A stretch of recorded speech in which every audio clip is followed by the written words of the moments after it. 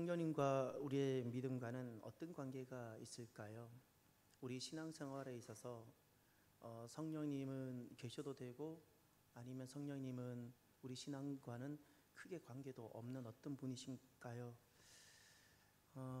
사람이 언제 사람이 될까? 사람을 사람 되게 하는 것이 있습니다. 아무리 좋은 흙이라는 진료를 가지고 짐승과는 구별되는 좋은 흙을 가지고 만든다고 사람이 사람 되지 않습니다. 아담이 언제 살아있는 존재가 되었는가? 루아흐, 성령님이 그 속에 들어갈 때, 그때 성령님이 들어갈 때 살아있는 영적 존재가 되면서 사람이 사람 됩니다. 교회가 언제 교회가 될까요? 교회를 교회되게 하는 것은 주님께서 성막을 짓게 하셨고 주님께서 성전을 짓게 하셨습니다. 모세를 통하여 성막을 짓게 하셨고 솔로몬을 통하여 성전을 짓게 하셨을 때 주님께서 그 가운데 영광 중에 임하셨습니다. 주님께서 영으로 임하셨던 겁니다. 주님께서 임하실 때 성전이 되고 교회가 되는 겁니다. 초대교회 때 가장 중요한 두 가지 사건이 있습니다. 이것으로 교회가 되었습니다. 하나가 예수님 부활입니다. 또 하나가 성령님의 임하심입니다. 예수님의 부활은 역사적 사실입니다. 그런데 이 역사적 사실이 그냥 예수님에게 있었던 일입니다. 예수님이 아무리 죽으셨다 부활하셔도 그냥 예수님 일인데 이것이 언제 내 사건, 나의 부활이 되는가? 성령님이 오시면입니다. 성령님이 오시면 예수 부활이 내 부활이 되는 겁니다. 성령님이 오시면 예수님께 있었던 모든 역사적 사실이 이제 나의 것이 딱 됩니다. 나의 부활, 개인적 사실이 되는 겁니다. 성령님이 오시기 전에는 천국을 그냥 압니다. 그런데 성령님이 오시면 그때부터는 천국 시민이 되는 겁니다. 이렇게 달라지는 겁니다. 신앙생활에 있어서 성령님은 절대적입니다. 성령님과 관계되지 않고 신앙생활을 종교인이라 부르는 겁니다. 성령님이 오시면 우리 신앙생활에 세 가지가 일어납니다. 내 신앙생활에 어떤 일이 일어나는가? 첫 번째가 확증, 두 번째가 확신, 세 번째가 확실입니다. 확증이라는 것은 성령님이 오시기 전에는 그리스도께서 어떤 일을 행하셨는지도 잘 알지 못합니다. 그런데 성령님께서 오시면 그리스도께서 하신 일이 무엇인지, 십자가가 무엇인지 성령님께서 내 안에 낱낱이 다 증거해 주십니다. 확증해 주십니다. 100번을 설명해도 못 알아듣던 사람이 성령님이 오시니까 귀가 열리고 눈이 열리면서 보게 되고 듣게 되어지는 겁니다. 이것이 성령님의 역사입니다. 그리스도께 하셨던 모든 구속의 구원의 역사를 한 번에 깨닫게 해주시고 성령님은 내적 증거를 해주시는 겁니다. 두 번째 확신이라는 것은 성령님이 오시기 전에는 교회를 다녀도 의심이 생기고 믿다가도 아닌 것 같기도 하고 과학을 보면 괜히 회의가 들고 그러던 사람이 성령님이 오시면 확신이 생깁니다. 믿음이 생기는 겁니다. 담대해집니다. 전에는 믿고는 싶지만 다 믿어지지 않고 따르고 싶지만 다 따라지지 않았던 사람이 성령님이 오시면 딱 한 가지만 남습니다. 그냥 믿어지고 담대해지고 이제는 두 마음이라는 것은 불가능해집니다. 성령님이 오시면 불가능한 것인데 두 마음을 품는 겁니다. 이게 불가능합니다. 불가능해집니다. 확신하게 합니다. 확신케 합니다. 세 번째, 성령님이 오시면 확실하게 하십니다. 세상엔 거짓이 있고 마귀는 광명한 천사로 우리를 늘 미혹하고 우리를 늘 오해하고 속게 만듭니다. 근데 성령님이 오시면 성령의 사람이 되는데 성령의 사람은 분별력이 있게 됩니다. 속지 않습니다. 그냥 알게 되어집니다. 보여집니다. 이게 성령님이 하시는 역사입니다. 예수님께서 그 부활하신 날이 초실절이라고 말합니다. 초실절 때 부활하셨습니다. 이제 유대 절기로 돌아가셔서 1월 14일 음력으로 14일, 우리나라 음력이 똑같습니다. 유대력도 음력입니다. 음력 14일에 유월절을 지키고 음력 보름, 1월 보름에 무교절이 시작됩니다. 이 날이 안식일입니다. 그리고 1월 16일 음력 그 다음 날, 보름 다음 날 16일 날 초실절입니다. 그때 예수님은 부활하셨습니다. 유월절 때 죽으시고 초실절 때 부활하셨습니다. 요 초실절이 요일로 말하면 일요일, 바로 주일입니다. 예수님이 부활하신 날로 우리는 그날을 이제 주일로 지키는 겁니다. 우리는 안식일에서 주일로 바뀐 사람입니다. 그리고 그 초실절로부터 예수님이 부활하신 날로부터 딱 50일째 되는 날이 오순절입니다. 그 날이 또 주일입니다. 토요일이 아닙니다. 계산해 보면 딱 그 날이 주일로 돌아옵니다. 오순절도 주일입니다. 성령님이 그날 임하셨던 겁니다. 예수님이 주일에 부활하셨고 성령님이 주일에 오셨던 겁니다. 성령님이 오시면 우리 안에 확증이 생기고 우리 안에 확신이 생기고 우리가 확실하게 되기 때문에 놀라운 전환이 일어납니다. 인생에 전환이 일어납니다. 그러니 예수님의 부활을 눈으로 본 사람일지라도 성령님이 오시기 전과 오시기 후는 다릅니다. 부활을 목격한 사람일지라도 성령님이 오시기 전에는 두렵고 질병도 무섭고 저 대제사장 무리가 두렵고 그러다가 성령님이 오시면 달라집니다. 확증이 내게 일어나고 확신이 일어나고 확실해집니다. 엄청난 패러다임 변화가 일어납니다. 세계관이 달라집니다. 가치가 달라집니다. 저는 오랫동안 새벽 운동을 했습니다. 새벽 운동을 시작한 때가 2002년입니다. 2002년 4월 아니면 5월일 겁니다. 제가 그 교회에서 아침 4시에 일어났다가 밤 10시 때는 새벽 1시 퇴근하고 그래도 교회 일이 안 끝나요. 그렇게 일하다가 딱 쓰러졌거든요. 사람이 과로사를 경험해 봤습니다. 아, 건강해야 주의 일을 할 수 있구나. 전에는 시간이 나면 기도해야지 이렇게 생각했던 사람이었습니다. 그래서 그때부터 2003년 딱 2년간 새벽에 수영을 시작했어요. 그 끝나고 2002년 3년 2004년부터 운동을 다른 종목으로 바꿔 사게 된 것이 배드민턴입니다. 새벽 예배 마치고 월요일부터 토요일까지 계속 배드민턴을 했습니다. 참사랑교 오면서 그것이 잘 안 됐습니다. 그러다 최근에 다시금 배드민턴을 시작했습니다. 배드민턴은 A조가 있고 B조, C조, D조가 있고 밑에 초심이 있습니다. 지금 제가 최근에 나간 그곳은 그냥 동호인들이 좀 모여서 그냥 정식 클럽은 아닌데 이렇게 모임을 하는 곳입니다. 한 달에 한 번 자체 대회를 합니다. 자체 대회를 하면 잘 치는 사람들끼리 재밌게 대진도 짜고 잘 치는 사람과 못 치는 사람 또 섞어서 또 대진도 짜고 그렇게 합니다. 얼마 전에 또 자체 대회가 있었습니다. 저와 파트너가 되는 한 남자분이 너무너무 열심히 칩니다. D조입니다. 너무너무 성실하게 칩니다. D조의 특징은 내 파트너가 보이지 않습니다. 모든 공은 내가 다 쫓아다닙니다. 다 쫓아다니면서 다 건들고, 죄송하지만 D조는 안 칠수록 우리가 이기는 겁니다. D조가 많이 건들면 그 팀은 반드시 집니다. 경기 결과가 어떻게 됐겠습니까? 우리가 졌습니다. 왜냐하면 상대편은 거기도 고수가 있고 하수가 있고 우리도 고수가 있고 하수가 있었는데 두 사람이 우리 D조한테 다 보내주면 우리는 절대 못 이깁니다. 방법이 뭘까요? 깨달아야 됩니다. 게임을 시작하기 전에도 생각을 했습니다. 빨리 아셔야 될 텐데 뭘 알아야 된다는 걸까요? 내 열심과 내 성실로 이 경기를 하면 반드시 우리는 진다는 것을 빨리 알아야 된다는 겁니다. 근데 말을 할 수가 없어요. 모르니까 D조예요. D조를 언제 벗어나는가? 그걸 아는 순간 D조가 벗어나는 거예요. D조를 벗어나요. 인생도 그렇습니다. 열심히 살고 성실히 살면 되는 줄 알아요. 그런데 놀랍게도 열심히 살고 성실히 살수록 안 되는 것이 있어요. 안 됩니다. 성령님이 우리에게 임하셔야 됩니다. 절대적입니다. 너무나 생명 같은 일입니다. 인생의 전환은 공부를 이루었을 때도 아닙니다. 인생의 전환은 재정이 많아지고 인생의 전환은 건강해질 때도 아닙니다. 인생의 전환은 내가 계획했던 목표가 이루어질 때도 아닙니다.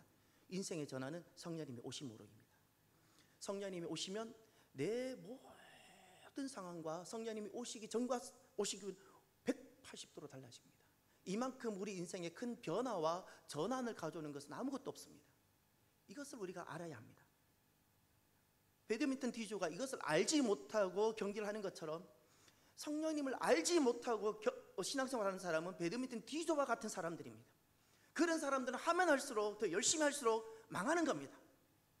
절대적으로 성령님이 필요합니다. 신앙생활에 성령님을 제외하고는 신앙생활은 성립이 불가능합니다. 오늘 본문에 두 가지 성령님이 오심으로 두 가지 큰 전환이 일어나는 것을 보게 될 겁니다. 먼저 4절을 보십시오.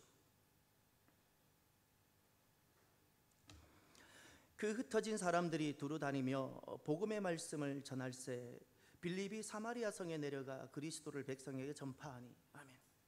흩어진 사람들, 그 흩어진 사람들이 빌립이었어요. 오늘 본문에는 그 중에 한 사람이 소개되고 있습니다. 빌립. 흩어진 사람 빌립 누구일까요? 교회는 처음으로 재직을 세웠습니다. 요즘으로 말하면 집사, 장로님과 집사님을 세웠습니다. 7분을 세웠습니다. 스데반, 빌립, 브로고로, 니가노로 해서 7분을 세웠습니다.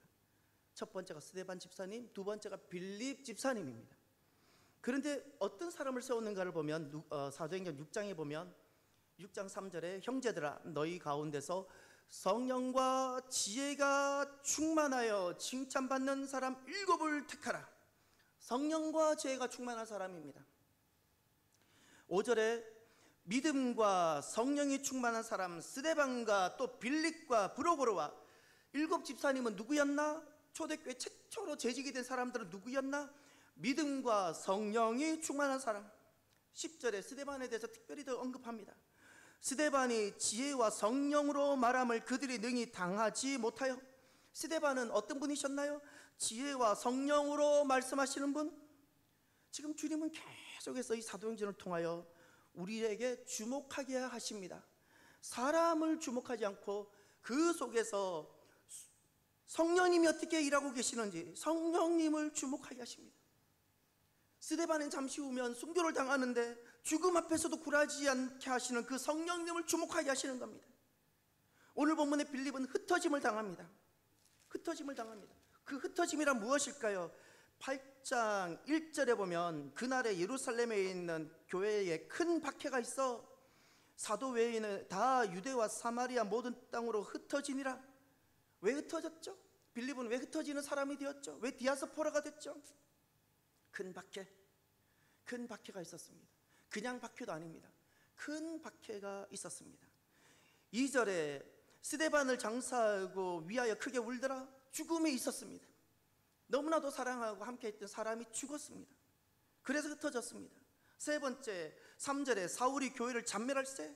나중에 이 사울은 바울이 되어서 교회를 세우는 엄청난 귀한 분이 되지만 지금은 교회를 잔멸하는 사람입니다. 교회가 잔멸되고 있습니다. 그래서 흩어집니다. 네 번째 3절 하반절 각 집에 들어가 남녀를 끌어다가 옥에 넘기니라. 성도들이 믿음을 지키고 있는 성도들이 투옥을 당하고 고통을 받게 됩니다. 그래서 흩어집니다. 이렇게 흩어지고 있습니다. 이 흩어짐은 고난을 상징합니다. 흩어진 사람 빌립, 박해가 있었습니다. 사랑하는 내 죽음이 있었습니다. 계속해서 이것이 그치지 않고 또 잔멸되며 계속해서 환란이 일어나고 있고 투옥이 당합니다. 그런데도 놀랍게도 이런 흩어짐을 당했음에도 불구하고 4절 그 흩어진 사람들이 흩어진 사람 빌립이 두루 다니며 복음의 말씀을 전할세.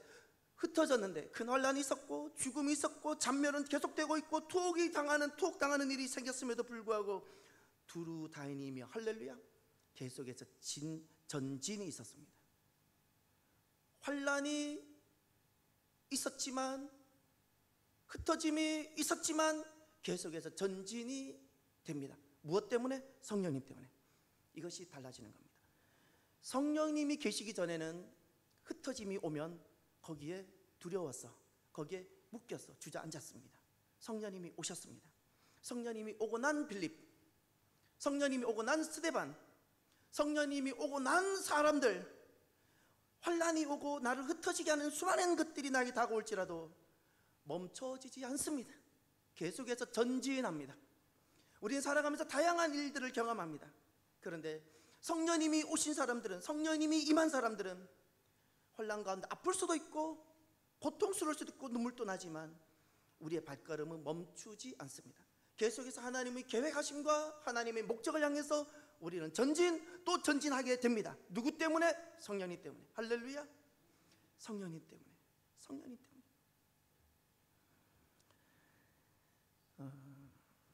저와 여러분들이 우리가 살아가면서 다양한 일을 겪게 될지라도 주님을 향한 하나님의 구원의 역사를 성취하고 이루어가는 이 구원 계획을 성취하는 데는 결코 멈춰지지 않는 성령의 사람이 되시길 바랍니다. 성령님이 오시면 일어나는 일들이 이와 같습니다. 전에는 환난이나 질병이나 죽음만 대입하면 다 우리는 얼어붙고 멈췄다면 이제는 성령님이 오시면 그런 일이 있어도 계속해서 주님의 영광과 하나님의 목적을 위해서 우리는 계속해서 나아가게 될 겁니다. 나가게 됩니다. 또 한 가지 성령님이 우리 인생 가운데 오시면 일어나는 놀라운 전환이 있습니다. 놀라운 전환. 그것은 운명이 섭리로 바뀌게 됩니다. 오늘 본문의 5절에 사마리아라는 단어가 등장합니다. 이 사마리아는 오늘 우리들이 살아가고 있는 이 땅의 모습을 잘 대변하는 바로 아픔의 단어입니다. 열왕기하 17장에 가면 이제 드디어 북이스라엘이 망하게 됩니다. 10지파로 구성되어진 10지파가 모였기에 실은 북이스라엘이 훨씬 더 강력한 나라였는데 먼저 망합니다. 그 당시 아시리아라는 제국이 북이스라엘을 먼저 점령하고 망하게 하는데 사마리아 수도를 결국 포위했다가 무너뜨리게 합니다. 그리고 이 아시리아라는 제국은 잔혹한 제국이어서 자기가 정복한 지역이 다시금 반항하거나 일어나서 반역하지 못하고 독립하지 못하도록 거기 있는 사람들을 다 이주시켜버렸고 다른 지역에 있는 사람들을 그 땅에 심어버렸습니다. 그 피해를 고스란히 누가 당했는가? 북이스라엘 10지파가 당했고 성경에 보면 이렇게 되어져 있습니다. 이들을 어디로 옮겼는가? 북이스라엘 10지파를 할라, 하볼, 메대로 옮겼다고 나옵니다. 메대는 어디인가? 오늘날 이라크 북쪽, 또 이란 서북쪽, 그리고 터키 동쪽, 거기 가면 쿠르드라고 나올 겁니다. 우리 쿠르드 민병대 이런 이야기를 들어보셨을 겁니다. 나라를 이루지 못하고 세 나라에 걸쳐서 한 3천만 명이 모여 살고 있습니다. 나라를 이루지 못한 채 이들이 나중에 메대를, 과거에 이 쿠르드족이 메대를 이루었던 사람들입니다. 고레스 왕의 선조들입니다. 고레스 왕이 이들의 선조입니다. 10지파가 이런 쪽으로 흩어진 겁니다. 흩어졌어요. 그리고 그 이스라엘 땅에는, 북이스라엘 10지파 땅에는 누가 왔는가? 이런 사람들이 왔습니다. 바벨론, 구다, 아와, 하맛, 스발와임. 이들이 도대체 어떤 사람인지는 우리는 잘 알지 못할 수 있지만 중요한 것은 이스라엘 사람이 아닌 다른 사람이 그곳에 정착하고 사람만 바뀐 것이 아니라 성경은 이렇게 말씀합니다.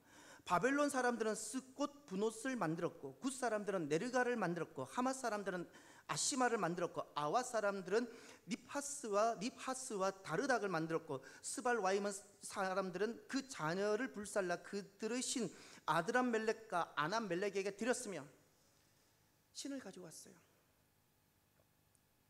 신을 가져왔어요. 그래서 그 땅이 어떻게 됐는가? 열왕기하 17장 33절, 요 33절이 열왕기하 17장 33절이 사마리아라고 말할 때 신약에서 만나는 사마리아라는 그 단어를 딱 설명해 준 한 절입니다. 이와 같이 그들이 여호와도 경외하고 또한 어디서부터 옮겨왔든지 그 민족의 풍습대로 자기의 신들도 섬겼더라. 여호와도 경외하고 자기 신도 섬기고, 이걸 혼합주의라 부르는 겁니다. 사마리아가 왜 그 슬픔의 땅이 되었는가? 바로 이 혼합주의 때문입니다. 인종이 섞인 것이, 그것이 단순히 문제가 아닙니다. 혼합주의. 하나님을 경외하면서도 자녀를 불살라 드리는 그 일도 하고, 하나님을 섬기면서 바벨론 신도 섬기고, 혼합주의입니다. 혼합주의. 그렇게 600년이 흐르고 오늘 이 사도행전에 임하게 된 겁니다. 600년. 그 당시에 유다 사람들은 이 사마리아 땅은 밟지도 않았습니다. 저주의 이름이었기 때문에 이름조차도 부르지 않았습니다. 사마리아인이라는 자체를 너무 수치스럽고 저주스러운 이름이었습니다. 어느 날 내가 태어났는데 내 부모님이 사마리아인이에요. 나는 사마리아인으로 태어난 거예요. 수가성, 내가 어느 날 태어났는데 내가 수가라는 사마리아 지역 태어난 겁니다. 구약에서는 이 수가는 너무나도 중요한 세겜이었고 야곱의 우물이 있는 너무나도 소중한 지역인데, 신약에 오니까 그 세겜은 저주받는 이름이 됐어요. 슬픔의 땅인 겁니다. 태어났는데 나는 수가성 여인인 거예요. 태어났는데 여자요. 태어났는데 나는 사마리아인이요. 이것은 아무리 내가 열심히 산다고 바뀌는 것 아니에요. 아무리 성실하게 내가 계획한 목표를 이룬다고 변화시킬 수 있는 것이 아닙니다. 이것을 운명이라 부르는 겁니다. 사람의 힘으로 어찌할 수 없는 굴레들. 태어났는데 여자요. 태어났는데 나는 세겜에 태어나버렸어요. 태어났는데 나는 사마리아인이에요.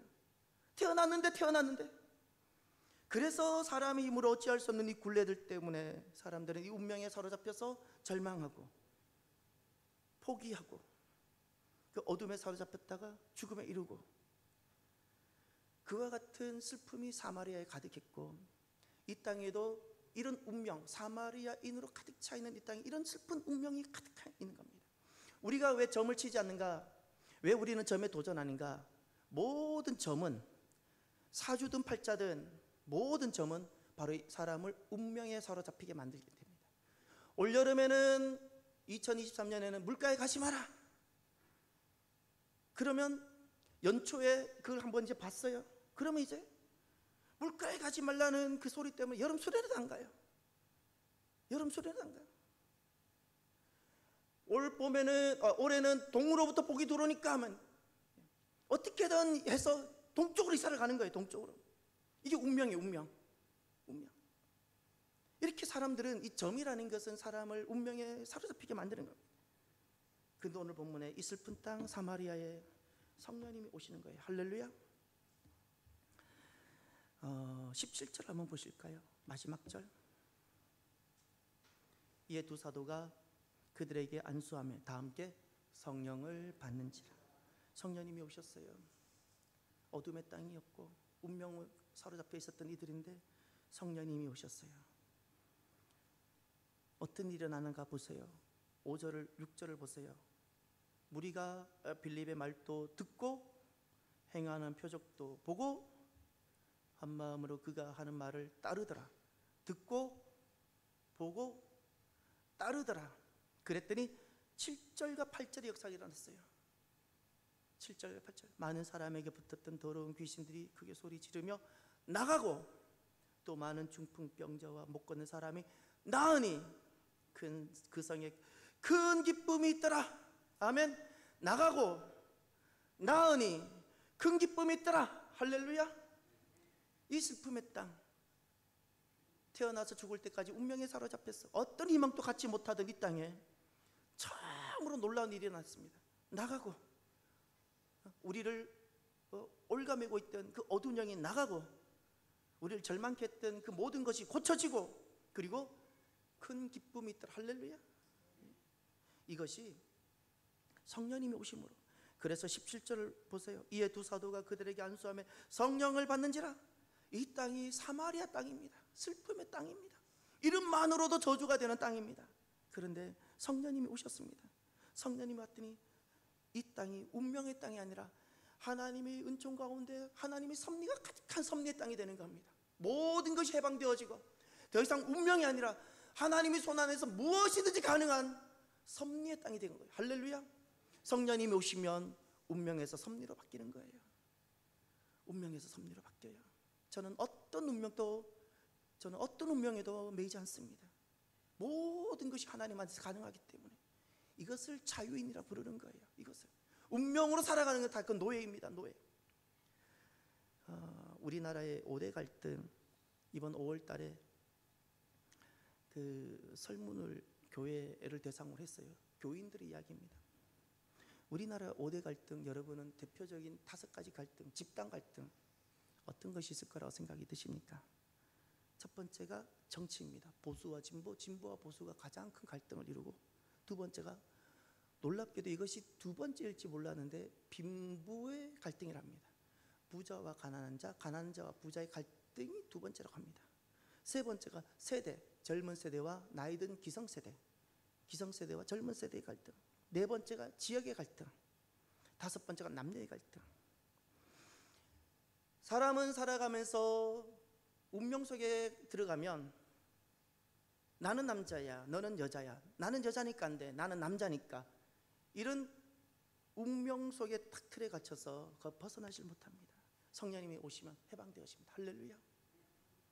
어떤 여인이든 어떤 남자든 하나님이 본래 지으신 사람으로 회복되어지는 거예요. 성령님이 오시면 이 모든 것이 극복되어지는 겁니다. 자유하게 되어집니다. 그래서 그리스도 안에서는 모든 담이 허물어진다는 것이 바로 그와 같은 겁니다. 성령님이 오시면 그래서 전환이 일어납니다. 부활을 알았던 사람이 이제 부활인이 되는 것이고, 천국을 알고 있었던 사람이 천국 시민이 되어지고, 주님께서 그토록 죽으시면서까지 우리가 주고 싶었던 그 많은 것이 실제로 내 것이 되어지는 겁니다. 내 것이. 이것이 성령님입니다. 성령님이 오시기 전에는 기독교 종교인으로 살아가는 것이고, 성령님이 오시면 그때부터 신앙이 되는 겁니다. 인생에 있어서 가장 큰 전환은 성령님이 오시기 전과 성령님이 오시기 후 바로 성령님입니다. 성령님이 오시면 우리에게 두 가지 전환이 일어나는데, 하나가 어떤 환난일지라도, 환난은 내게 있을지라도 여전히 하나님의 목적을 향해서 나는 전진하는 겁니다. 이것이 있습니다. 멈춰지지 않습니다. 두 번째가, 전에는 운명에 사로잡혀 살았다면 이제 운명에서 섭리로 전환되어서 하나님 섭리 안에, 구원 계획 안에 나는 자유인으로 살아가게 됩니다. 오늘도 저와 여러분들이 이 어떤 혼란 중에서도 발걸음이 멈춰지지 않는 전진하는 사람, 성령의 사람, 이제 운명이 아니라 섭리로 살아가는 성령의 사람이 되기를 주의 이름으로 축원합니다. 찬양합시다. 오늘은 말씀을 마무리하면서 기쁨으로 찬양팀 첫 번째 불렀던 찬양, 허무한 시절 지날 때 찬양합시다. 허무한 시절, 성령님이 오시기 전에는 허무한 시절입니다. 그러나 성령님이 오시고 나면 가장 의미 있고 복된 시간입니다. 전에는 억눌린 자, 갇힌 자였습니다. 성령님이 오시면 모든 것을 자유케 하십니다. 찬양합시다.